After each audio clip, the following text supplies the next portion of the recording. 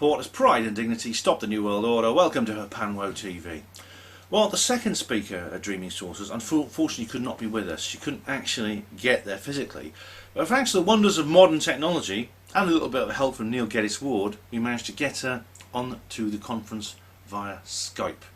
And this is Deborah Hatswell, and if you're familiar with her Panwo Radio, you'll know that name very well because she's been on my show and did a brilliant interview about something very interesting. If you go down to the woods today, you might be in for a big surprise, and I certainly was when I first heard about this subject. I'm very interested in cryptozoology and strange things such as Bigfoot, which I'm convinced exists, this creature that lives in North America. Also their cousin in Central Asia and in the Himalayas, Yeti, I'm sure that's true as well. But it never occurred to me that such a creature might also evolve and might also thrive on a small, densely populated part of the world such as Britain.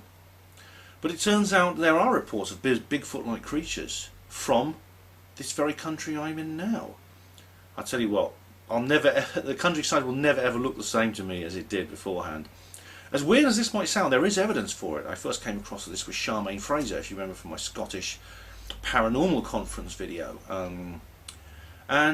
Well, I've come across several other people who are involved in this. Andy McGrath, Glenn Vaudrey, and of course Deborah Hatswell. And people have a lot of different opinions about this particular subject. And the debate is getting quite heated, as I explained in my own talk. But nothing that's been said detracts, in my view, from the fascination I feel with this particular issue. So I do hope you enjoy this video. This is actually a facsimile of her talk. We didn't actually record the presentation she gave live, but instead she's produced a separate recording, which is exactly the same as the talk she gave. So I hope you enjoy it.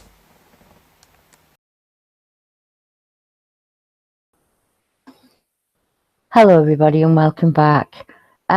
It's wonderful to be here today and to be invited to talk about the Irwell Valley Wildman. As you can see from the photograph on the screen, this is the place where I had my encounter as a young girl. I was 15 years old at the time, and I'd skipped school with my friend as it was time for the mock examinations and I didn't really want to go in.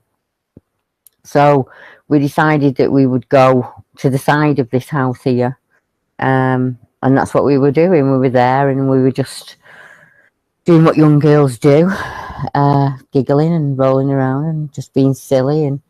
And when I saw something out the corner of my eye, and we were in, it was in laurel bushes, kind of laurel and rhododendron kind of mixed with privet. And it looked like, the only thing I can describe it like really, is it looked very much like the American Bigfoot that you see. This is a picture of the park very recently. And as you can see, it's been left to grow, quite overgrown. But this used to be a hothouse. And in the hothouse, there was butterflies and jungle plants and kind of food, and next to that was a sensory garden, and it had herbs and things like that in it. And I saw what I thought at first was probably going to be a teacher or a young lad when I saw the movement in the bushes, but unfortunately it wasn't. What I saw looked like this. He had that base, its skin was a very tan leathery colour. Its hair doesn't really show it in the photo. I know that its hair was a little bit longer than that. And it was a very dark brown colour, but where the sun caught it, it was red. His eyes were an amberish colour, and his mouth was slightly open, and you could see his teeth. And they were normal teeth, like our teeth. There was nothing, no canids, nothing like that. But to me, he was a monster. It was an awful day. And it set me on a path where I've gone out of my way to try and find other people that have seen him, it, whatever people want to call it, in the same area at the same time. And like I say, it happened to me in 1982, so it's been a long time. We're in 2018 now, and I was 15 back then. I'm 51 now. I know a lot more, and I know I'm not the only person that saw him, and I know that I'm not the only person from this area that saw him or something very similar to him as well. But back then I didn't know that. Back then I was on my own, and I was just left with this kind of feeling of not being believed by anyone. My friend and I didn't really speak about it afterwards. It was always kind of between us there, and this unspoken, I think I blamed her and she blamed me, and she called him the gorilla man. To me, he was the man ape, because he looked like a man and an ape combined. That's the only way really I can describe him. And then years and years later, I've made the map, and people know me and my name's out there. And there's a gentleman called Thomas Markham, and he runs a wonderful blog, and it's the Crypto Crew. And he was contacted by a lady named Brenda, and she said that she had an encounter with a very similar thing, and that was in 1984, so only 2 years after me. And this is what she had to say. She said she was out with her dog, and she contacted Thomas and said, "I recently read your article with a lady named Deborah who saw the Yeti-type Bigfoot creature in Beulah Park in Salford. And I wanted to get in touch because I saw the same thing in 1984 when I was 30 years old. And I was walking my dog there, and it was freezing cold, and I was having a cigarette. And it was dark at that time of year, about 5 p.m. And I thought I was alone in the park, because it's usually shut then. But this particular night, it was open. I was smoking when movement to my left caught my eye. There was nearby light, and I saw this tall thing there. It looked about 6 foot tall, and it was quite podgy. It had a bit of a belly on it. And what got me right away was that it had bare feet. It was then that I noticed it was nude. It had no clothing on it, but it did have hair all over its body. That's when I thought it must have been someone playing silly beggars. But this thing just stood there. I saw it had male genitalia, and that was when I became worried. I thought it might attack me in some way. And it stood there staring for about 20 seconds, and then turned very quickly and ran off into the trees. I quickly left the park and returned home. And I told my then boyfriend and his brother, but he laughed and said I must have seen a local perv trying to pick up a prostitute. I will never forget that thing. I did not know anything about Bigfoot and stuff, but that's what it must have been, because that's what it looked like. And to learn someone else saw it in the same trees was startling. I would never forget. It looked like a chimp, but with the body shape of a man. And it couldn't have been a monkey, because it was too tall. And it was like a caveman from the dinosaur days. It had a piggy type of nose and large black eyes. And it was full of brown hair, and it had a human face. But it was also like a chimp's at the same time. It's so hard to explain. And that was Brenda. And as you can imagine, that's startling that there are two of us, in this very small area in the northwestern town that sees this type of creature. And what I only saw from mid-chest up. But the hair colour is very similar to this. When the light caught it in the shade, it looked very, very dark. It had tanned skin like this one had. And this is a very good rendition of what it looked like. And that was way back in 1984. So I don't know if it surprises you to know that in 2012, there is a researcher in the UK who, like myself, looks for witnesses and people that have seen these similar type of hominids, upright, bipedal, covered in hair. And a gentleman named Dominic Campion sent me an account from a gentleman called Tony, who lives in this area. And he had his account on what we all know as the bike paths that live in Salford. It's Phillips Park, and it's attached to the Irwell Valley Country Park, and it runs past Clifton and up through Bury, and then it carries on. So you could either go to, say, the Forest of Bowland or across the moors, depending on what you felt like. But this is what he had to say. I'm not one for shooting my mouth off or even to exploit or take advantage of the situation. But I seen this thing, and I was only prepared to talk about it with Dom. And it was after a conversation that we had about hominids, and I explained to him that I'd seen something very strange in Drinkwater Park. It was a Saturday morning in September 2012, and being an avid mountain bike rider, or should I say an off-road cross-country cyclist, I would be out most weekends with, at the time, a good friend of mine who I'll name Dave. We'd venture all over the northwest to get our cycling kicks, and on this occasion we stayed local, not too far from where I live. We have the Outwood Trail at Village Park, and it connects to Drinkwater Park and Clifton Country Park. They're both deer parks, actually, which are linked by trails and paths and offer a good riding. It's not extreme, I might add. And you can walk it. It's adapted for the disabled also now. It wasn't back then. And just general outdoor enjoyment for everyone, really. And I'm sure you know, as we're traversing up and down the Outwood Trail, the embankment's incredibly steep and overgrown and just kind of left rough. And he says, obviously we're traversing up and down that trail, and eventually we hit Waterdale. It's a bit more rural out there.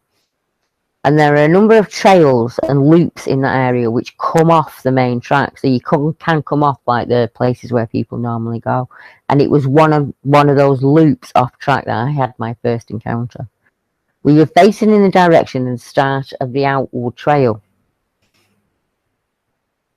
and we were almost near 13 Arches, it's called. It's like a local name. And the River Irwell was to our left when we both bore right onto a single track loop which rises through fenced-off Forestry Commission land, and this land was overgrown with shrub and bush either side of the trail for about 40 yards before taking a sharp right and then an angled left.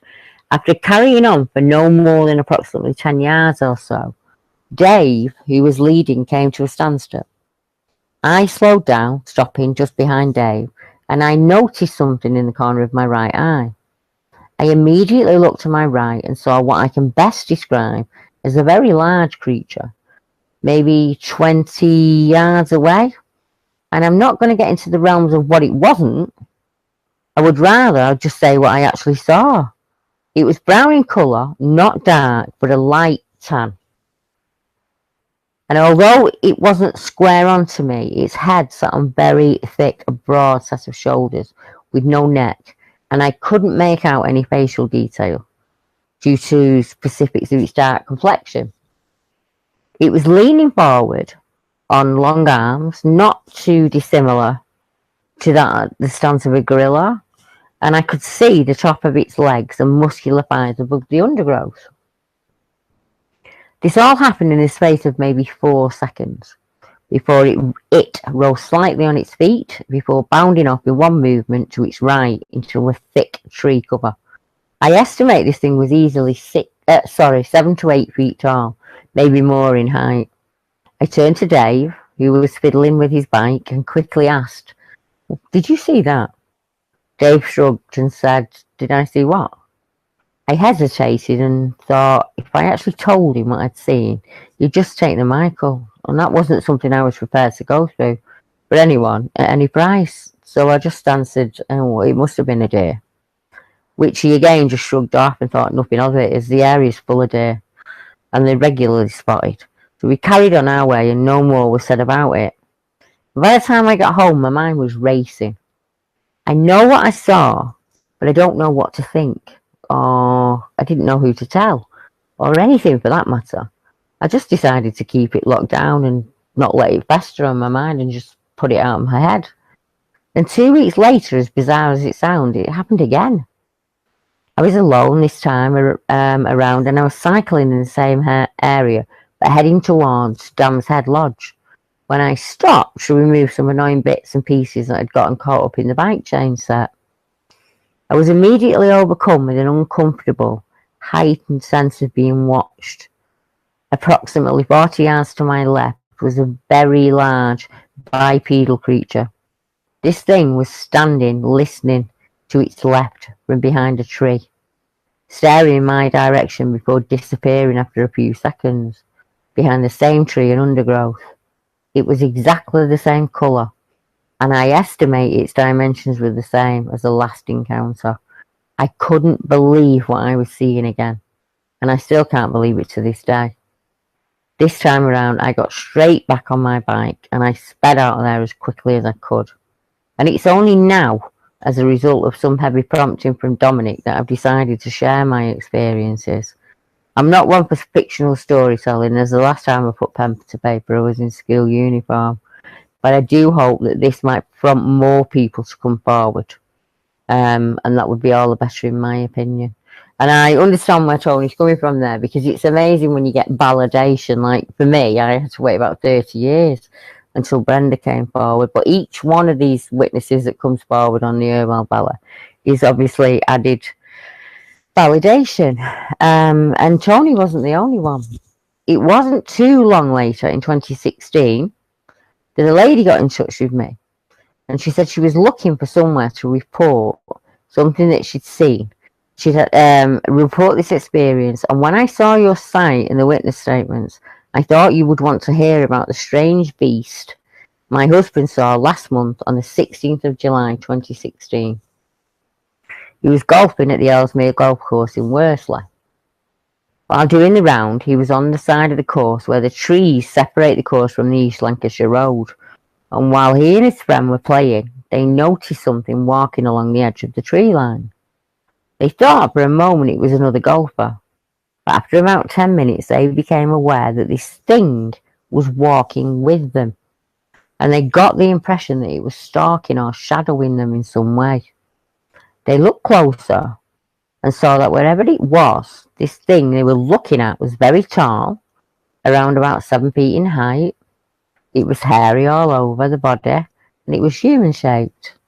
They also said it had a barreled chest and was very large with an odd-shaped head, and it looked like a human, but wider, with hair covering it all over.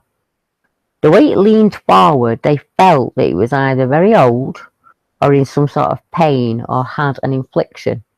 As they looked at it, they heard it making a muttering sound, like something chattering, like the sounds an ape would make. My husband stepped forward and took a step back away, and it took a step back away from him, sorry. And when he did this, the muttering stopped and it went quiet. My husband's friend walked towards it, and it seemed startled, and it started to sway from side to side, and they got the impression it was getting agitated. It clapped its hands very loudly and started making grunting sounds. My husband noticed its hands were very big, almost too big for its arms. They seemed out of proportion in some way. He described the arms and hands almost like a bedpan in comparison to size. He said it then started moving its hands a little like sign language, as if it was gesturing.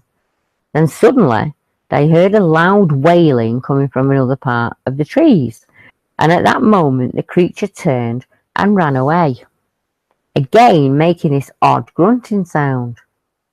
And I don't expect you to believe this story, but I swear it's true.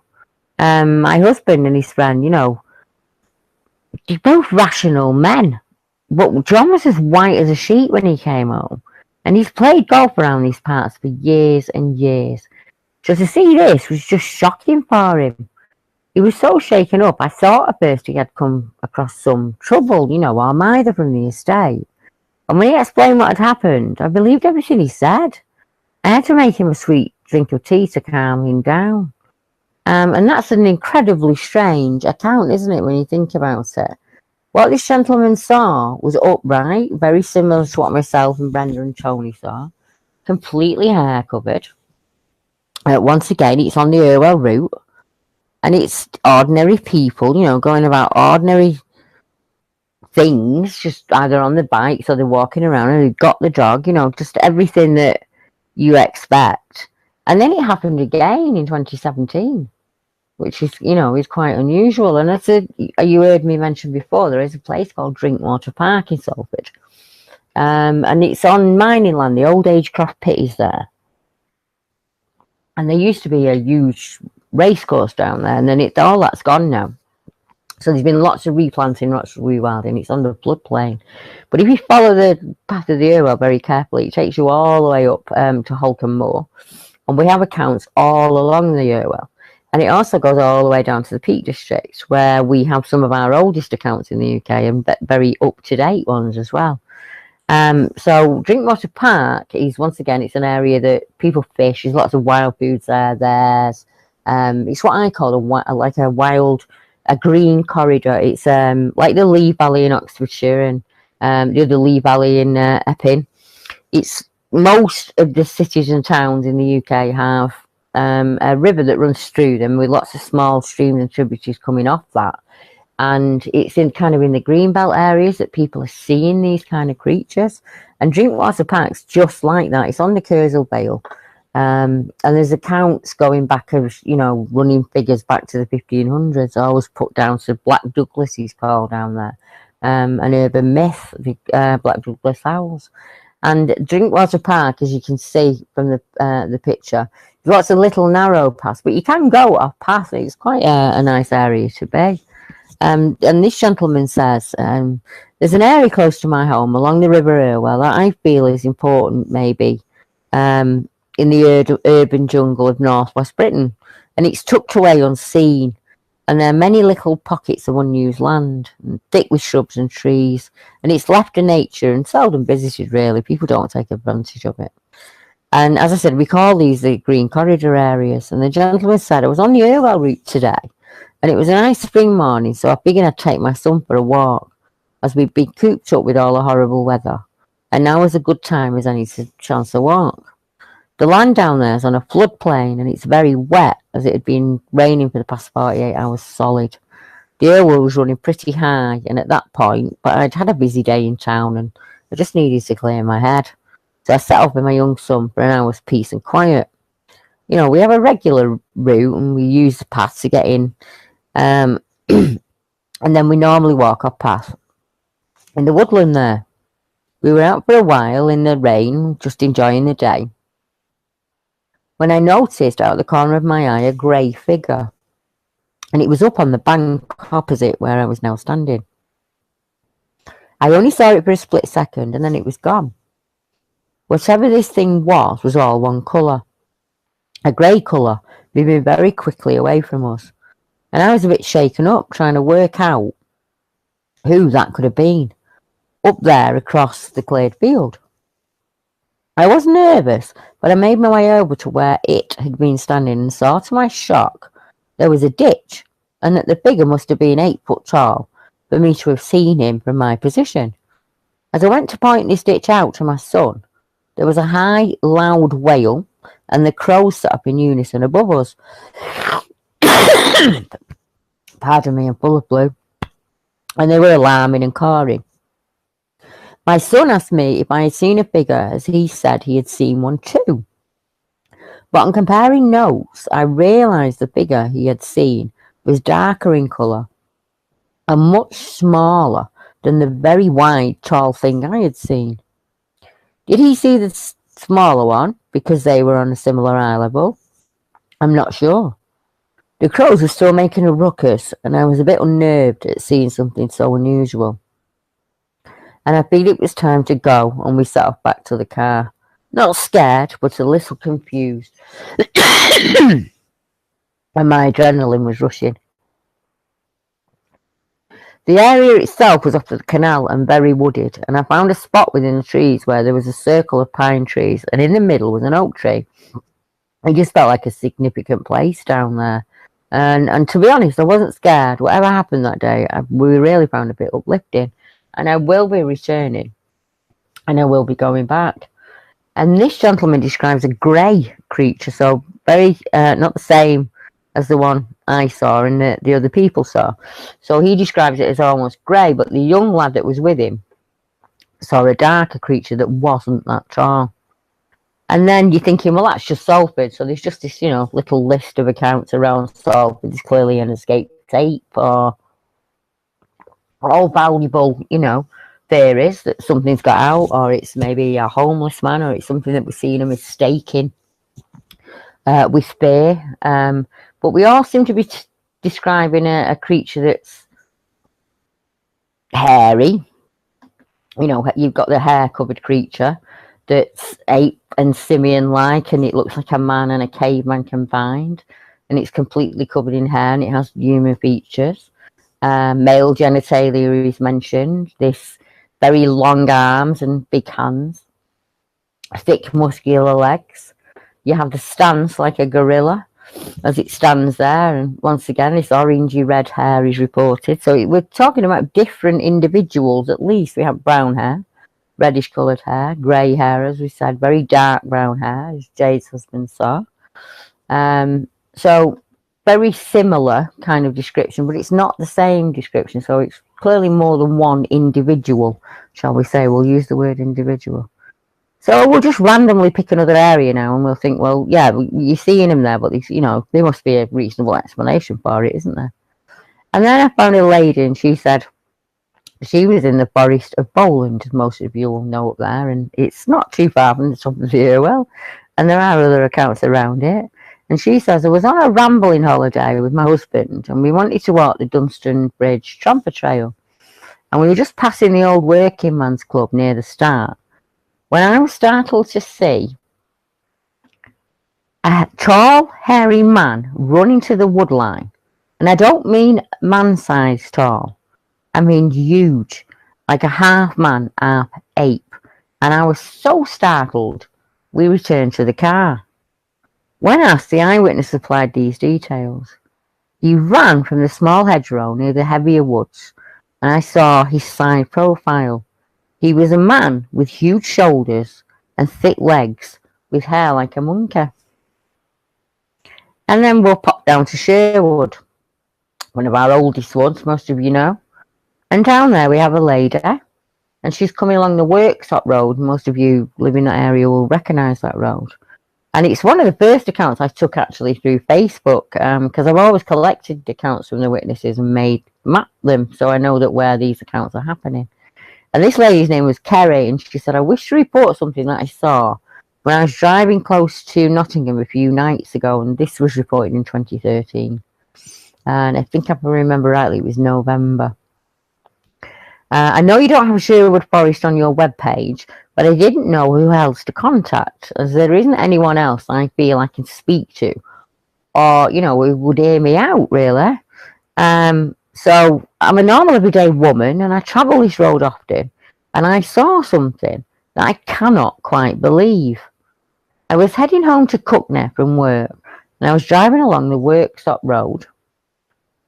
It was still light, about 4:50, and I saw two figures stood to the side of the road as you drive through the forest. They were just stood within the trees, and I'm going to be honest and say their appearance really scared me. They were really tall and naked and looked like cavemen of some kind. The big one stood about 6.5 feet tall and was clearly a male, and I could see his sexual parts. And this male was covered in hair, which was brown in colour. It had no clothing on it at all, and they both had something strange about their appearance.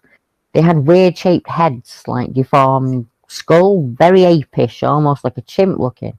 But the face looked human too, very man-like. The other smaller one was much shorter, and only about 3 foot tall, and had less hair on its body than the adult one. The little one looked the same as the bigger one, just younger. It had a deformed head for a human, but still a human face within it. I don't know how to explain it to you. It's very hard to put into words. I don't know what I saw, but it's strange. What they looked like to me was father and son, or an adult and a child. They were all hair covered, and they're just standing there using the trees to hide at the side of the road. I wonder if they were just waiting to cross over. How can these people hide when so many people visit this area? It just doesn't make sense. They looked for all the world like wild people, or how you imagine we once looked. And I'm too scared to tell anyone in case they laugh, and I can't bring myself to tell anyone else. As I told my husband, and he said that they'd section me under the Mental Health Act, so, I don't really know where to go with this account. And then we have a very similar kind of account, I would say. It shows some of the habits that people experience when they're out there, like this kind of wood knocking that people talk about, or howls and whoops and noises that people don't recognise who've lived in the UK for a very long time. So we'll go over to Weardale Forest, which is in the northeast of England. and some people call it Kilda, or Kielder, I think it's pronounced.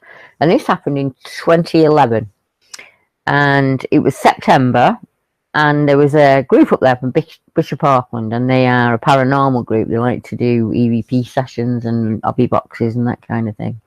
And they're planning a 4-night stay in Weardale Forest, commonly known as Kilhope Woods, due to the nearby Kilhope mine. And these areas are both classed as haunted, and many local tales tell us a screaming woman and a tall dark figures that haunt the woods. So on the first night, the group heard a single loud knock off to the west. And then, hoping for more ghostly interaction, they asked the usual question, but received no more knocks. At the end of the night, they settled into bed, and after about an hour, they heard a blood-freezing scream, as he described it. They got up and had a look around, but didn't see anything unusual. The next night, they started the EVP session and received nothing. They decided to investigate the area where the knock came from the night before. And after a bit of a walk, they reached the area and they once again knocked on a nearby stump. And to their shock, they heard a reply in the distance, to the north. They were all happy about this, and so they knocked again and received a knock to the south. And to their horror, they then realised they were surrounded by knocking coming from all around them, which got closer and closer, and they were terrified. So by this time it's 2 a.m. and they're ready to leave. So in agreement, they all went back to camp to pack up. But the knocking didn't stop. On the walk back, they were plagued by it, knocking coming from around them in the trees. And at this point, the lead guy who was out front turned white-faced and said he saw a tall, dark, hairy, human shape walking off into the wood. The knocks continued as they packed up and left. And I asked if he'd go into more detail, but he really wasn't happy sharing it with me at all. He just said that it was this really tall, dark, hairy thing, and it walked off, but he specifically said hairy. So knocking on trees and whooping and that kind of thing, they did get might not a little bit more than they hoped for, but they did get interaction that night. And the next one is Sevenoaks, and this to me is absolutely wonderful because it's a similar kind of place to where I live. It's what once was a new town. So on the edge of it, especially back in the 70s, you've got green fields and, green land that can't be built on, and a kid's dream, absolute dream. I mean, I know it was like that for me growing up. And we've got a young gentleman who got in contact. We found each other actually, and he said to me, "Do you want to it happen to me?" That kind of similar thing with Charmaine. Charmaine's been on Ben's show before, so most people know her story from Carmy in Scotland. But this was another person that I found who saw something very strange when they were a young child that had stayed with them, and it had made them, research what they saw, how could it be there, what does it eat, the usual questions that we ask ourselves. And this was in October of 1978, and the gentleman said, "I lived in Sevenoaks, Kent, in a street with a series of houses, which was laid out in an oval. The street itself had around 40 houses or so, and then it was fields to the left and countryside and woodlands for a few miles at the back. The countryside was pretty thick in places, with pine forests and oaks and birches, and it was quite diverse. So I guess you could say I was on the outskirts of town. I was 10 at the time, and it was Sunday night, and I was waiting to watch how the west was won. And it was pretty cloudy and foggy and still night, and that I can remember. And I went to my kitchen to make a cup of tea. And we didn't have double glazing at the time. It was one sheet glass window with metal partitions. So when we had to cook or boil a kettle, it was cold. The condensation would occur on the glass. And I waited in the kitchen for the kettle to boil, and out of the corner of my eye, a face appeared in my bottom pane. And at first I thought it was just my reflection. And then I looked again closely, and this time the face pressed itself hard against the window. And it was a sort of chimp and human style face. It was youngish, I would say quite young, I pretended I didn't see it, but I was absolutely terrified. I left the room and sat down, motionless, and I couldn't say a word. So I decided at the time to draw it, and I did so straight away. As an addition to this, the face resembled that of a chimp, with a short snout and black brown eyes, but with human-type hair everywhere. And then I think it was around about 11 years later in 1987, the second encounter happened, and I was in my late teens by then, early 20s. We used to go to a hill that's called One Tree Hill up there. We'd meet all our friends and we'd have a fire and, just a fun night. So on this particular night, it was quite clear, but a little cold. And my friend and I arrived ahead of the other party to start a fire. And we parked the car and made our way to the bench, which was about a 5-minute walk or so. My friend started gathering wood from the left side, and I started from the right. And I heard a deep, very deep growl.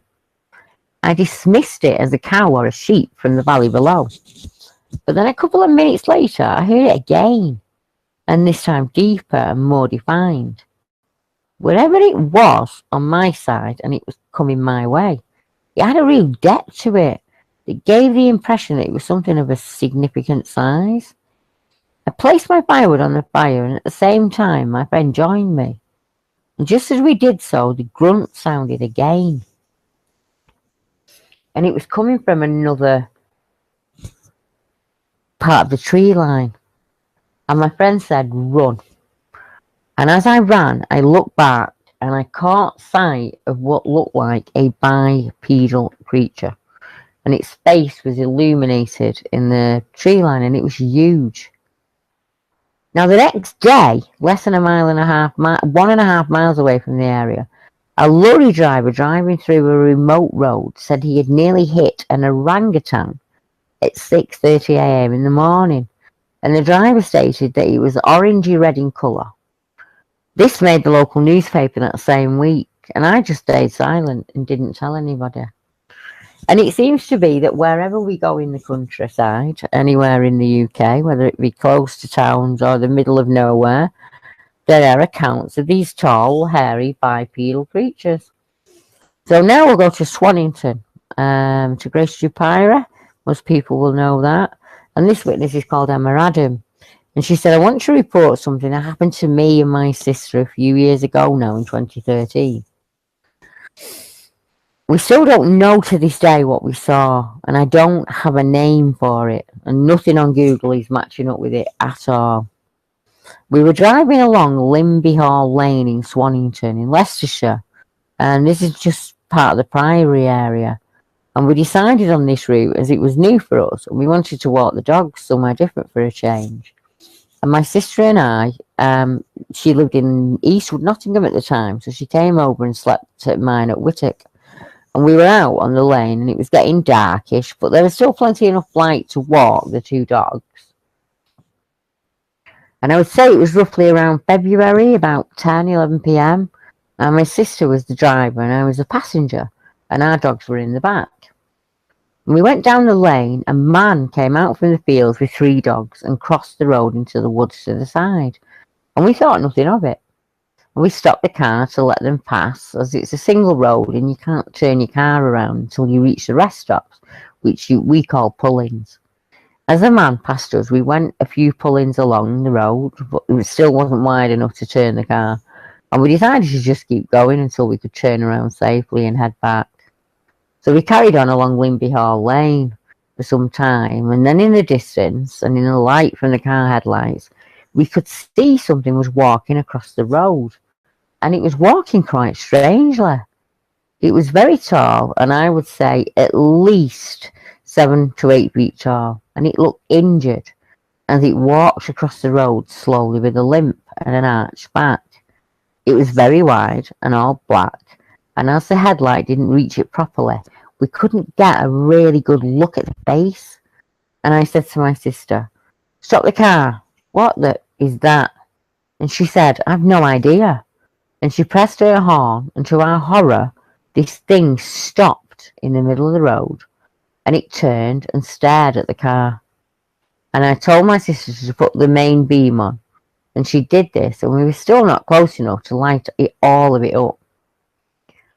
And the only thing that did light up was the eyes, really. It was reflecting not just two, but many eyes. This thing had multiple reflective eyes. It just stood there in the road for ages looking at the car. And then with that, it walked off.